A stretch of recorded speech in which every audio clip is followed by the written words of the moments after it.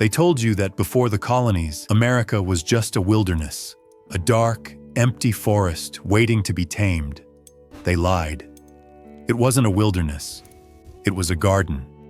And it was home to a civilization more complex than history cares to admit. Let me show you the truth. Close your eyes.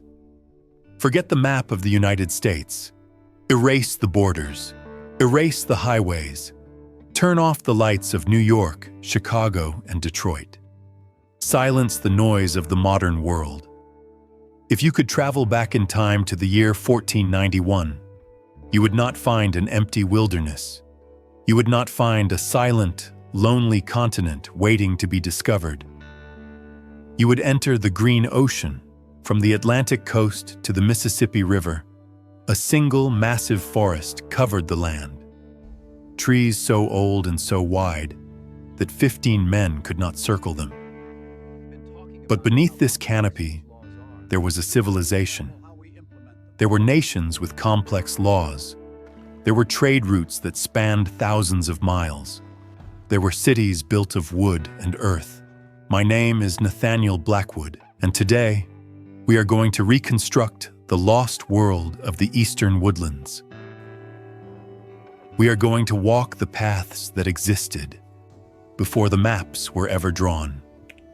Welcome to the frontier. When the first European explorers arrived in the Ohio Valley, they were shocked by what they found. They expected an impenetrable jungle, a tangled mess of thorns and vines. Instead, they found a park. One explorer wrote that he could ride his horse at a full gallop through the woods without ever hitting a branch. How is this possible? There is an old legend that says a squirrel could travel from the ocean to the Mississippi without ever touching the ground. The canopy was that thick. But the Shawnee, the Iroquois, and the Cherokee were not just inhabitants of this forest. They were its architects. Twice a year, they used fire as a tool. By carefully burning the underbrush, they cleared the land. This fire killed the pests. It opened the floor for travel. But most importantly, the fire encouraged the growth of fresh grass and berries. And where the grass grows, the deer follow. The tribes didn't just hunt at random. They managed the ecosystem to bring the game right to their doorstep. This wasn't a wild land. It was a carefully tended garden the size of a continent. In a world without asphalt or horses, how do you connect 1 million square miles of forest? You look to the water. Before the interstate highway system, there were the rivers, the Ohio, the Hudson, the Susquehanna. These were the veins of the continent, and the vehicle of choice was a masterpiece of engineering. The birch bark canoe. It was lighter than wood, faster than a raft, and tough enough to carry 1,000 pounds of cargo. A man could carry it on his shoulders over a mountain, and then paddle it across a great lake. We often think of ancient tribes as isolated. We imagine they lived and died in one small valley, never seeing the outside world. That is a myth. Archaeologists have dug up graves in Ohio from 2,000 years ago. Inside, they found copper from the Great Lakes. They found mica from the mountains of North Carolina. And grizzly bear teeth from the Rockies. They even found seashells from the Gulf of Mexico. News, technology, and goods traveled faster than we can imagine. This was a global economy, long before the concept of globalization existed. But a civilization cannot be built on hunting alone. To build towns, to raise armies, to survive the brutal winters, you need a surplus of food. The genius of the Eastern Woodlands wasn't in their weapons, it was in their soil. They called them the Three Sisters: corn, beans, and squash. Planted together, they formed a perfect machine.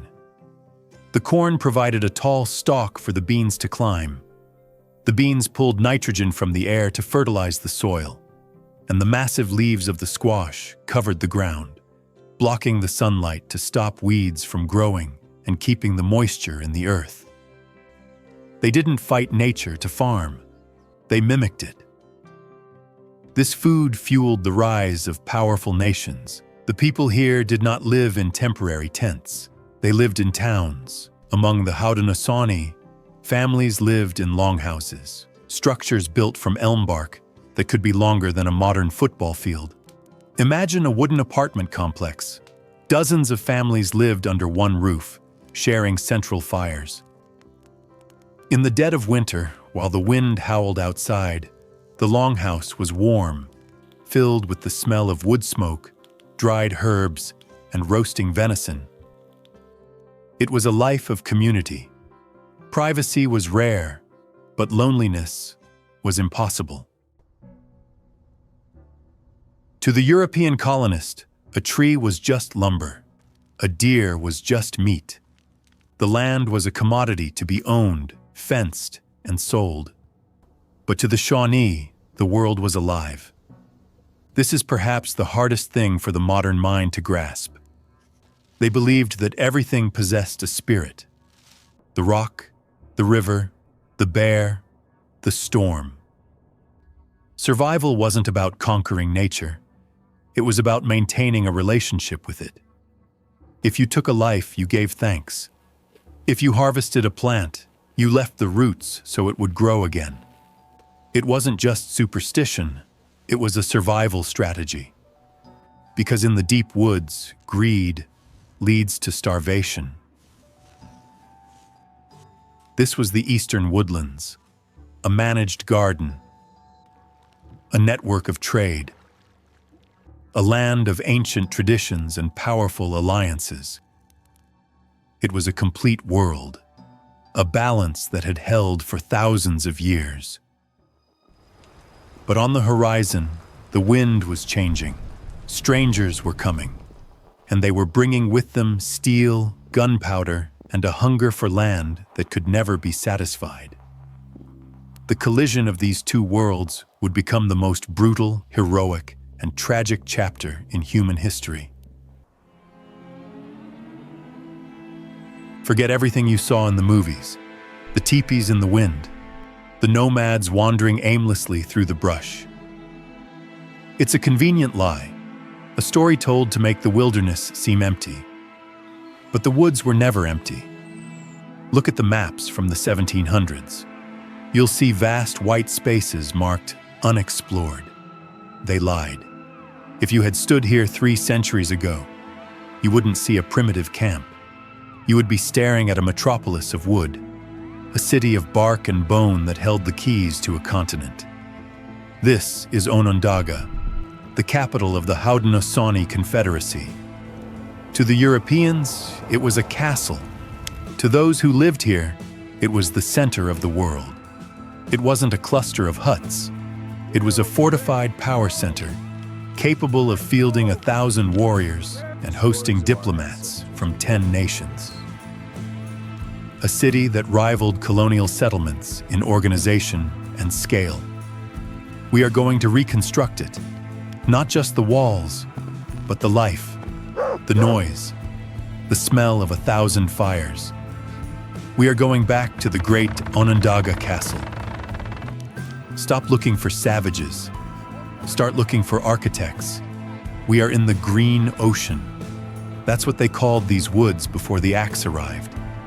It is a world of eternal shadow and the scent of damp moss.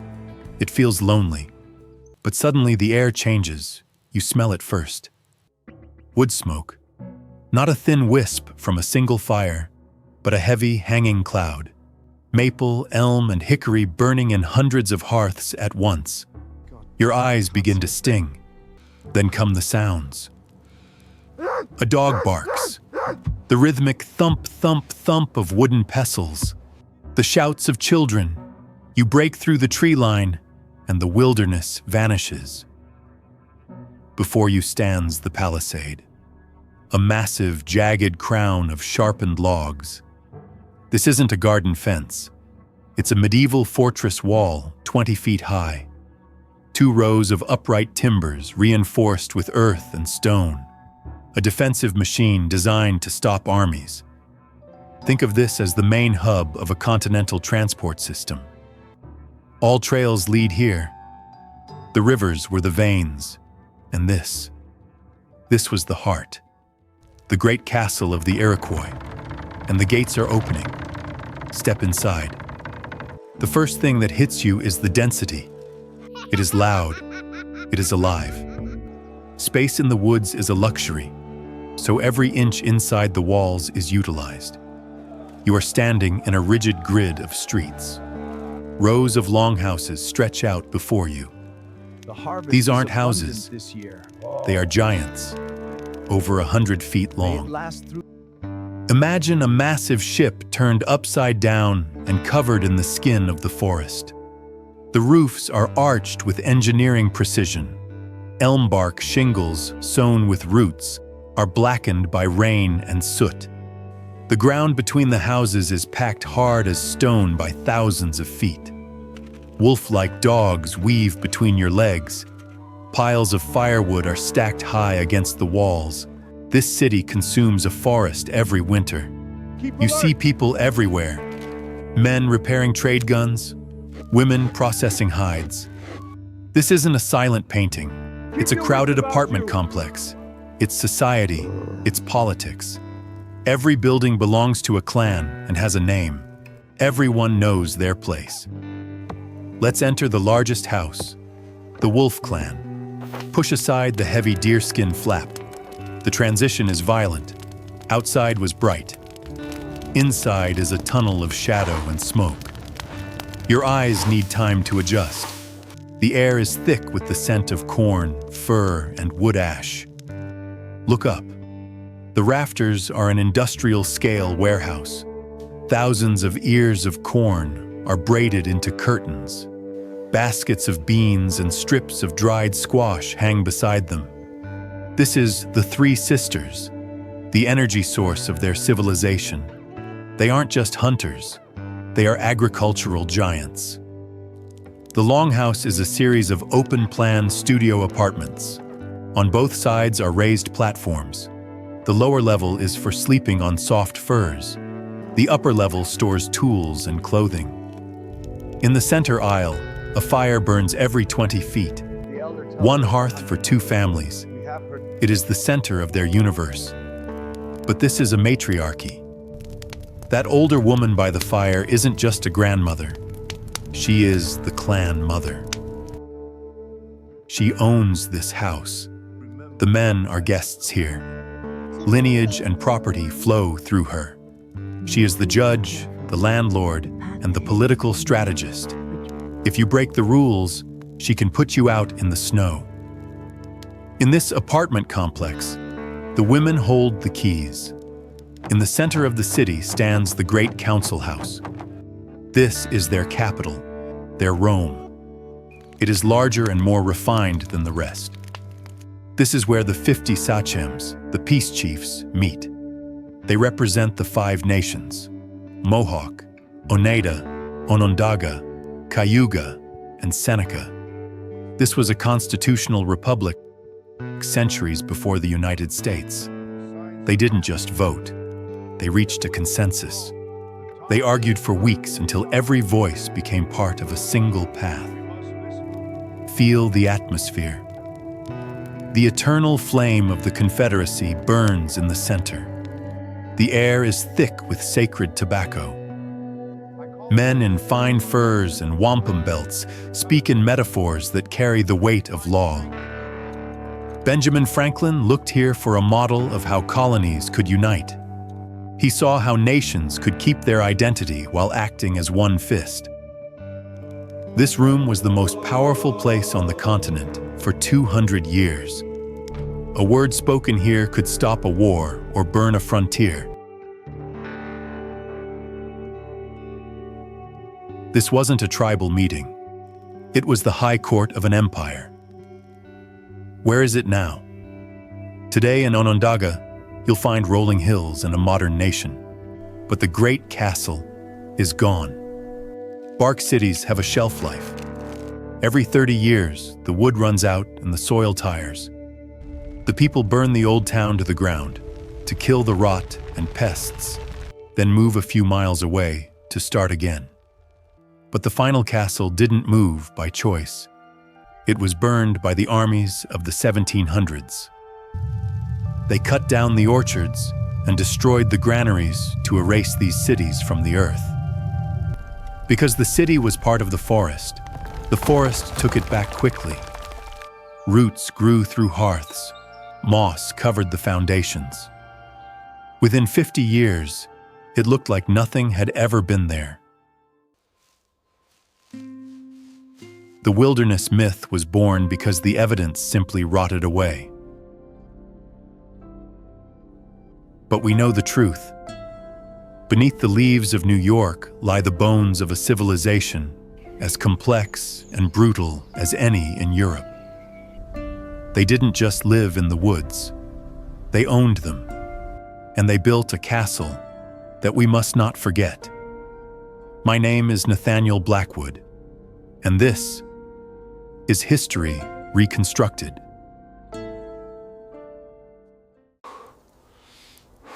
The year is 1764. The banks of the Muskingum River, deep in the Ohio country. The war is technically over. Colonel Henry Bouquet has marched 1,500 men into the heart of the territory. He has a gun to the head of the Shawnee and Delaware nations. His demand is non-negotiable: return the white captives. Bouquet expects a scene of biblical salvation. He expects hundreds of civilized Christians to run from the woods, weeping with relief, falling into the arms of their liberators. He expects to be the hero who unlocks the dungeon door. He is wrong. The people coming out of the woods aren't victims. They are furious. Look at the man in the front. He is white, born in Pennsylvania, but his ears are slit. His nose is pierced with silver. His face is painted in jagged streaks of vermilion and soot. Yet he isn't running toward the soldiers. He is screaming at them. He has to be dragged. Look at the woman behind him. She is clutching a Shawnee warrior, her husband. She is wailing, not tears of joy, but tears of absolute devastation. She is being ripped away from her family to be returned to strangers she hasn't seen in a decade. The soldiers are confused. They try to liberate these people, but the captives are biting, kicking, and spitting. They escape back into the tree line the moment the guards look away. Children are being tied hand and foot to horses like baggage. The British officers write in their journals that the scene is distressing. That is a polite way of saying it was a disaster. They thought they were bringing civilization to the wilderness. But the people of the wilderness looked at civilization and said, no. This wasn't a rescue operation. It was a mass arrest. History loves a simple story. It tells us the frontier was a war between the savage and the civilized. It tells us that every white person taken by the tribes lived in a nightmare, praying for the day they could return. It is a lie. The documents from 1764 don't lie. They describe men washing the paint off their faces with tears. They describe women risking execution to run back to the wigwams. My name is Nathaniel Blackwood, and today we are looking at the people who tasted true freedom and refused to spit it out. To understand why they fought to stay in the woods, you have to burn the postcard image of the colonies. Forget the brave pioneers. For the bottom 50% of the population, the frontier was a labor camp. If you were a poor immigrant in 1750, you were likely an indentured servant, a temporary slave. You sold yourself for 7 years just to pay for the boat ride. Your body was collateral. You could be beaten, traded, and starved. The settlements were mud pits of disease and debt. The church watched your every move. The magistrate taxed your labor. You lived in a rigid hierarchy where you were defined by your father's name and the coin in your pocket. It was a system of thou shalt not. The civilization the British offered was a cage. It had walls of log and laws of iron. Even Benjamin Franklin, a man who loved civilization, couldn't deny it. He wrote to a friend, completely baffled, "When a white person has lived a while among them, if you ransom them, they take the first opportunity to escape again into the woods." Franklin called it a mystery. I call it evidence. The savages had built a better society than he had. So how does a terrified captive become a warrior who refuses to leave? It wasn't Stockholm Syndrome. It was a passport. The tribes didn't take captives just to torture them. They took them to replace the dead. It was a mourning war. The process was brutal, but it had a purpose. It began at the river. Imagine the water is freezing. It's October. You are dragged into the current by 3 elderly women. They grab you by the arms, and they start to scrub. They use sand and rough herbs. It hurts. They scrub until your skin is raw. They are not washing off dirt. They are washing off Europe. They are washing away your baptism, your debt, and your colonial ghost. When you come out of the water, you are dressed in dry buckskin. You are greased with bear fat. And then, the matriarch looks at you and gives you a name. You are not John Smith anymore. You are the son who died last winter. You are given his spot by the fire. You are given his role. This is the pivot. In the colonies, you were trash. You were a servant. Here, you are blood. If the tribe starves, you starve. If they feast, you feast. For a boy who grew up dodging the whip of a master, this wasn't captivity. It was a promotion. This is where the British Empire lost the argument. They assumed their culture was superior because they had stone buildings and written laws. But the white Indians found something intoxicating: autonomy. First, there were no prisons. Think about that. A society with 0 cages. Justice was personal, immediate, and based on restitution, not punishment. Second, there were no tyrants. A chief couldn't order a man to fight. He had to convince him. Leaders were servants, not masters. And then there were the women. In the colonies, a white woman was property. She moved from her father's house to her husband's house. She owned nothing. In the Longhouse, the woman was the owner. The lineage ran through her. She controlled the food supply. She appointed the leaders. If a husband was lazy, she could divorce him by simply putting his belongings outside the door. Imagine a white woman, captured at 16, who has spent 5 years living as a respected head of a household. Now Colonel Bouquet shows up. He drags her back to a settlement where she will be scrubbed, put in a corset, told to shut up, and treated like a broodmare. Is it any wonder she fought him? Is it any wonder she ran back to the woods the first night she could? They didn't stay because they were wild. They stayed because they were free. Let's go back to the river in 1764. The sun is setting. The British guards are nervous. They are watching their own rescued citizens like hawks. In the shadows, ropes are being cut. Silently. One by one, the victims are slipping away. They are shedding the wool blankets of the king and disappearing into the tree line. They are going home. We like to think of history as an elevator. We tell ourselves that no one would ever choose to get off. But thousands did. They looked at our taxes, our jails, and our poverty, and they rejected it. They realized the forest was the upgrade. The mystery isn't why they stayed. The mystery is why we never learned from them. My name is Nathaniel Blackwood, and this is History Reconstructed. Hollywood has sold you a lie. When you watch a movie about the 18th century, what do you see? You see crisp red coats. You see white shirts that dazzle in the sun. You see perfect hair blowing in the wind. It is a fantasy. It is a hallucination. If you could travel back to 1750 and stand next to a British officer, you wouldn't be impressed. You would vomit. We are taught that the frontier was a clash between the civilized and the savage.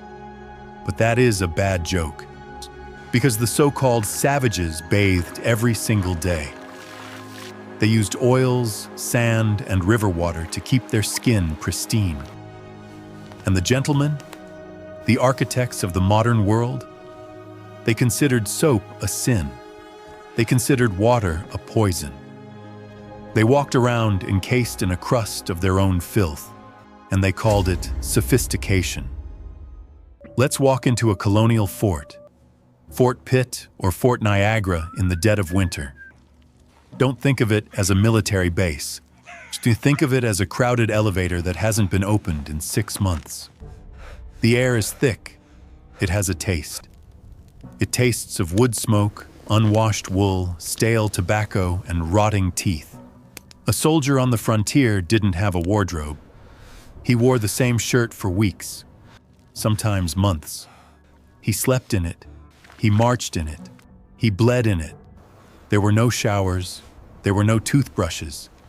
The latrines were often just holes dug a few yards from the sleeping quarters. This wasn't rustic living. It was an open sewer with a flag on top. But the worst part wasn't the smell. It was the movement. If you looked closely at a soldier's bedding, you would see the straw mattress moving on its own. Fleas, bed bugs, and lice. Those white powdered wigs you see in paintings? They weren't just fashion, they were nests. They were made of horsehair and covered in animal fat to keep the shape. Imagine wearing a hat made of rancid grease in the middle of July. See, it was a breeding ground. Men carried small ivory sticks just to scratch the itch without taking the wig off. To the Native Americans, who kept their hair oiled and clean, these men looked and smelled like walking corpses. So why were they so filthy? It wasn't just laziness, it was science, or what they called science. In the 18th century, Europeans believed that water was dangerous. They followed the miasma theory. They thought that warm water opened your pores. And if your pores were open, the bad air, the disease, would enter your body and kill you. They believed a layer of dirt was a shield, a biological hazmat suit. They were terrified of being clean. So how did they clean themselves? They believed in the linen myth. They thought that if they changed their white linen shirt underneath their coat, the linen would magically absorb the toxins from their skin. They didn't wash the body. They just changed the wrapper. And speaking of washing, they didn't use Tide Pods. They washed their clothes with lye and old urine. Yes, urine. It was the only source of ammonia they had. So even when they were fresh, they smelled like a public restroom that had been baking in the sun. Now look at the Haudenosaunee, or the Shawnee. The contrast is humiliating. To the tribes, the river was life. Men, women, and children bathed daily. Even in winter, they would break the ice to wash. They used sand to scrub their skin. They used sweetgrass and bear grease to protect themselves from insects and the cold. But they went further. They had the sweat lodge. Long before the Swedish sauna, the tribes were using steam to purify the body. They would heat rocks until they glowed red, pour water over them, and sit in the intense heat until every toxin was sweated out. Then, they would plunge into a freezing river. Thermal shock, deep cleaning. They didn't just wash the body, they washed the spirit. To them, A dirty man was a sick man. To the British, a clean man was a dead man. There is a letter from a Jesuit priest living with the Huron in the 1600s. He writes back to France, completely horrified. He isn't horrified by their violence. He is horrified by their vanity. He complains that the savages spend hours grooming their hair, painting their faces, and washing their bodies. He calls it a waste of time. He calls it sinful. Meanwhile, the priest proudly admits he hasn't removed his robe in 8 months. He wears his filth like a badge of holiness. He believes his suffering brings him closer to God. The Huron looked at him and didn't see a holy man. They saw a madman, a walking disease. Historical records tell us that when native diplomats entered a European house, they would often hold their noses. They would burn sweet herbs, sage or tobacco, not just for ritual, but simply to drown out the stench of the civilized hosts. But here is the dark truth. The smell wasn't just disgusting, it was a tactical failure. In the deep woods, scent is information. A native scout didn't need to see a British regiment to know they were coming. He could smell them. The scent of stale tobacco, sour sweat, unwashed bodies, and wet wool carried for miles downwind. You couldn't hide. The superior race announced its arrival with the stench of a garbage dump. It made ambushes easy. It made tracking child's play. The animals ran from them. The British were fighting a ghost they couldn't see, while the ghost could smell them from the next valley. We like to call the tribes primitive, but they understood hygiene 200 years before we discovered germs. They understood that the body is a temple, not a trash can. We eventually caught up. But for centuries, the people who claimed to own the land were the only ones rotting in their own clothes. Hollywood tells you the frontier was a war of survival. Patriots defending log cabins from the dark woods. A romantic clash of civilizations built on courage and manifest destiny. They lied. It wasn't a war of ideals. It was a gig economy, a government-funded startup. In the 1750s, the most profitable business model in America wasn't trapping beaver. It wasn't planting tobacco. It was the systematic, legalized harvest of human beings. We are taught to revere the frontiersman as a hero, a lone wanderer taming the wild. But the truth is much colder and much more organized.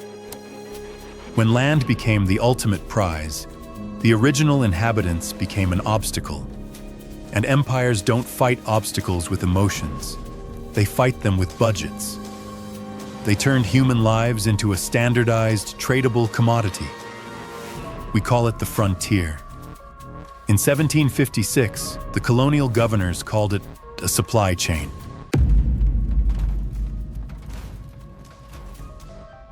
Step into a colonial fort in 1756. Forget the armory. Walk past the cannons. Open the heavy oak door to the paymaster's office. It is cold. It smells like damp wool, cheap black ink, and stale pipe smoke. There is no glory here, no flags waving in the wind. The air is heavy with the scent of raw copper, old leather, and dried salt. Listen to the sound of the frontier. It isn't the roar of a musket. It is the quiet, methodical scratch of a quill on rough paper. A clerk in a dirty linen shirt sits at a desk. He doesn't look up. He has a thick ledger book bound in pigskin. 4 columns. Date. Name of the independent contractor. Description of the asset delivered. Payout. This is where the real war happened. Not on a blood-soaked battlefield, but on a balance sheet. Violence wasn't a passion. It was just paperwork. This wasn't vigilantism. It wasn't a mob of angry settlers out for revenge. It was official policy. Look at the 1756 Scalp Act of Pennsylvania, issued by Governor Robert Morris. Signed, sealed with red wax, and funded by the Crown. Think of it as a government procurement contract. You deliver the required asset, you get paid. The asset? Human hair and skin. The state didn't just ask for volunteers. They published a precise, tiered price list. 134 pieces of 8 for an adult male. Let that number sink in. That wasn't pocket change. That was an astronomical sum. A laborer in Philadelphia might work 2 solid years, breaking his back from sunrise to sunset, saku, to see that kind of silver. You could buy a 200-acre farm with a single transaction. You could pay off a lifetime of debt in one afternoon. The government printed the money. They set the bounty. And they let the free market do the rest. There was strict quality control too. You couldn't just walk in and demand cash. The clerk had to inspect the asset. It was an audit. He had to measure the size of the skin. He had to look for the double hair swirl at the crown of the head to ensure it was human, not a piece of animal hide, and to guarantee it hadn't been cut into multiple pieces to defraud the government. Fraud was a serious offense. The Crown's auditors were meticulous. You had to swear an affidavit before a magistrate, placing your hand on a Bible, stating exactly where and when the asset was procured. Only then did the clerk open the strongbox. So, who took these contracts? Not monsters. Not psychopaths. Men you would call ordinary. Farmers. Immigrants drowning in debt. Indentured servants whose time was up. Left with nothing but a rifle and a desperate need for capital. They didn't necessarily hate the locals. Hate is an emotion, and emotion makes you sloppy. This was purely arithmetic. You wanted a piece of prime Ohio Valley dirt? You needed a down payment. The bank wouldn't give you a loan, but the colonial governor would pay you for a scalp. So, you became an independent contractor. You calculated your overhead. You factored in the cost of a .50 caliber flintlock. You calculated the price of lead bars, black powder, and a pack horse. You packed hardtack and a sharp knife. You went into the woods to audit the local population. It was just a shift at the factory. You formed syndicates, small groups of men pooling their resources to maximize their return on investment. You didn't want a fair fight. A fair fight is terrible for business. It carries too much risk. You tracked. You waited. You ambushed. You minimized risk to maximize profit. You collected the receipt. You wiped your hands. You walked back to town to cash out. Here's the cold reality that modern history tries to bury. This blood money didn't just enrich a few desperate hunters. It built the towns. In the 1750s, the colonies were starved for hard currency. They bartered with tobacco receipts and worthless paper scrip. The scalp bounties injected massive liquidity into a cash-poor economy. Follow the silver. A contractor brings in the asset. The clerk logs it in the ledger. The clerk pays out the heavy Spanish coins. The contractor goes to the blacksmith to buy an iron plow and a new axe. The blacksmith uses that same silver to buy imported tea and glass windows from a merchant in Boston. The merchant uses the profit to buy real estate and build a stone church in the center of town. The entire colonial economy was lubricated by state-sponsored death. It acted as an economic stimulus package. It paid off mortgages. It funded municipalities. It built roads. The people sitting in the front pews on Sunday were financed by the butcher's bill on Monday. It wasn't a secret. It wasn't a scandal. It was discussed in taverns and printed in the daily newspapers next to the price of wheat and rum. It was a standard line item in a municipal budget. Standard operating procedure. We look back at the frontier and see romance. We see brave pioneers taming the wilderness and building a nation from scratch. But peel back the bark, and you find a corporate ledger. When history is written, we scrub the books clean. We replace the accountant's pen with the hero's sword. We talk about civilization pushing back the darkness, but the math remains. Morality is a luxury of the rich. When a government turns human lives into legal tender, normal men become accountants of death. The system demands numbers, and the market always delivers. You've seen the textbooks. You've seen the sanitized oil paintings in the galleries of the East. The noble warrior sitting by a flickering evening fire, patiently waiting for a choice cut of bison meat to develop a perfect, golden brown crust. It is a lie. It is a sweet, sterilized fiction created by civilized people who are too terrified of their own true predatory nature. In the 1750s, on the Great Plains, no one waited for dinner to be ready. Dinner was ready the exact second the bison's heart stopped beating. The concept of medium rare didn't exist because the concept of cooking was often a luxury that cost more than it was worth. A true warrior of the 1750s wasn't a cook. He was a survival engineer. While the white smoke from his flintlock musket still hung in the heavy, humid air of the prairie, he was already elbow-deep in a steaming harvest. He wasn't looking for flavor.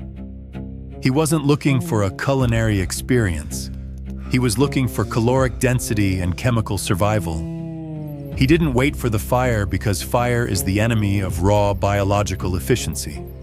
Heat destroys the very enzymes that make you an apex predator. Instead of roasting the meat, he consumed the raw, vital organs and took in a dark, iron-rich essence directly from the source of life. It wasn't a ritual. It wasn't primitive tradition. It was biological mathematics. History is never what you think. Imagine a biological mechanism operating at the absolute limit of physical wear. A 1750s warrior is not just a man. He is a high-performance bio-object, burning 6,000 to 8,000 calories a day while tracking a herd under a scorched, iron sky. To keep this mechanism from seizing, he required fuel of extreme quality. Fuel that could be absorbed into the bloodstream almost instantly, without the massive energy expenditure required for long-term digestion. The bison's liver was not merely an organ. In the visceral reality of the 1750s, it was a biological capacitor. It held the densest concentration of glucose, vitamin A, and hemi-iron in the entire prairie. When the warrior extracted this prize in the immediate aftermath of the hunt, he wasn't looking for salt or spices. He was looking for a chemical bypass. Raw liver is a direct injection of energy. Fire denatures the enzymes and incinerates the vitamin C. For the warrior, cooking the liver was an unacceptable waste of resources, a metabolic error. He knew instinctively what we have forgotten, that raw liver is brain fuel. It is what allows the human eye to track a slight movement in the tall grass from a kilometer away. It is what keeps the nervous system firing with zero latency. Then there was the heart. Pure, incredibly dense muscle tissue, saturated with coenzymes and iron. They claimed it in the very seconds after the fall, before the heat of the beast had faded. Each piece was a capsule of caloric density. They swallowed it warm, feeling the heat of another life migrating into their own core. This was the ultimate act of biological absorption. One engine had stopped so that another could gain additional horsepower. The cynical conclusion: nature knows no mercy. It only knows the debit and credit of energy. Morality doesn't stop muscular fatigue. Ethics don't cure the tremors of iron deficiency. Raw fuel does. Those who waited for the meat to cook through usually became food for the wolves before the sun ever touched the horizon. The greatest mistake of the modern human is our civilized gag reflex.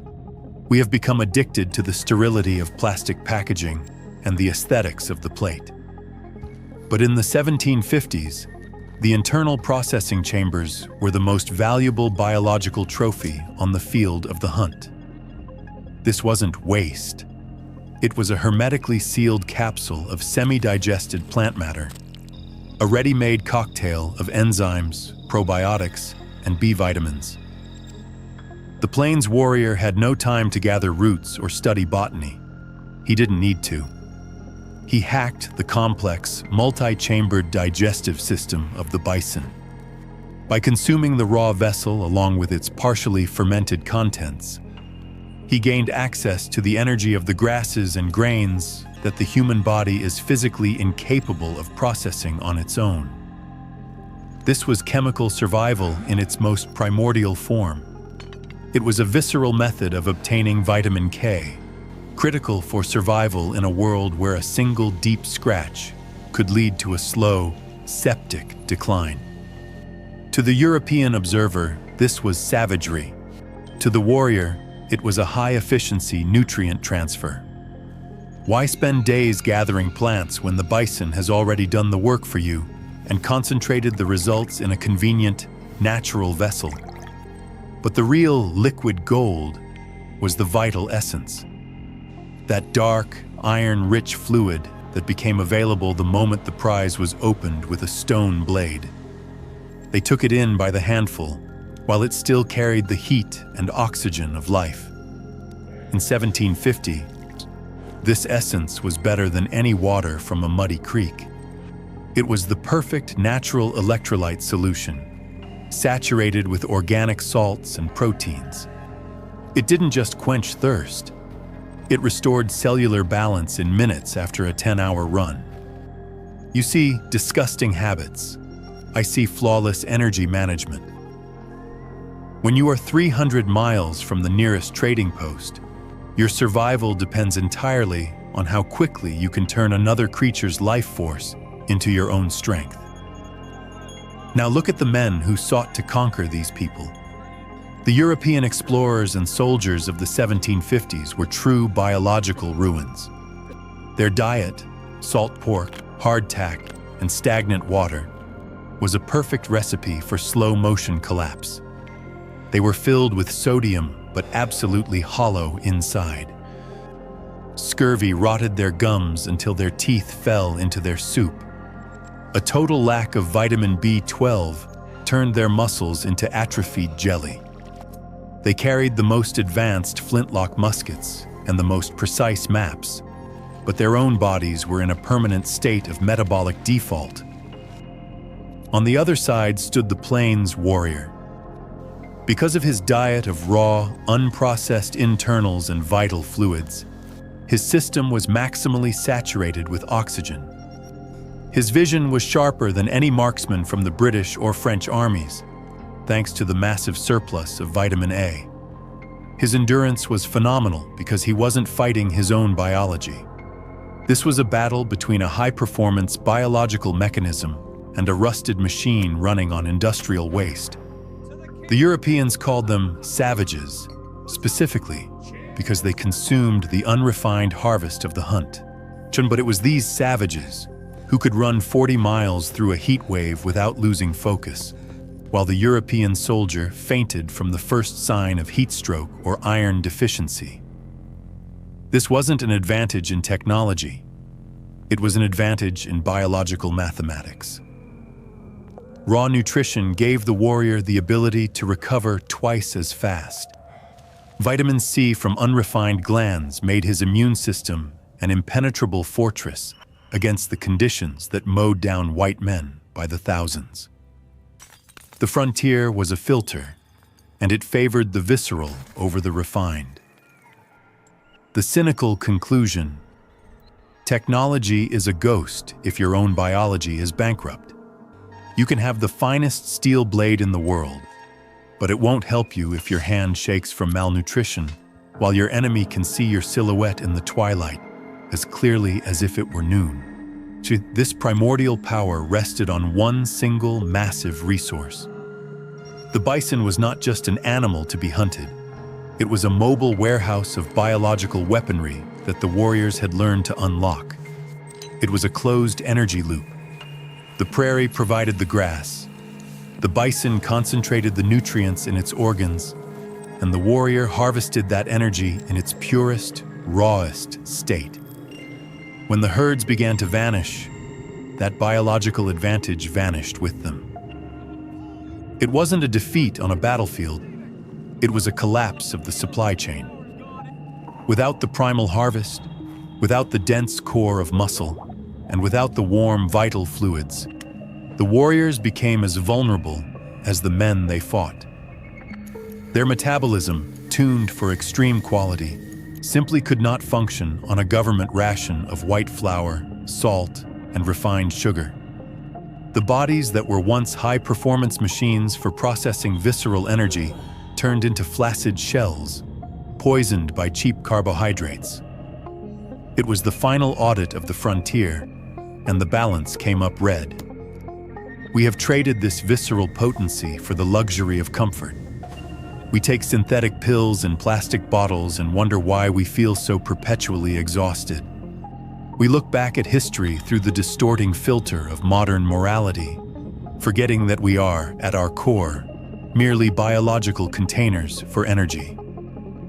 Morality is a luxury we allowed ourselves only after we stopped fearing the math of hunger. But when the system fails and the supermarket shelves go empty, the mathematics will return. And it will be just as primal, visceral, and merciless as it was 300 years ago on the Great Plains. So my name is Nathaniel Blackwood, and history is never what you think.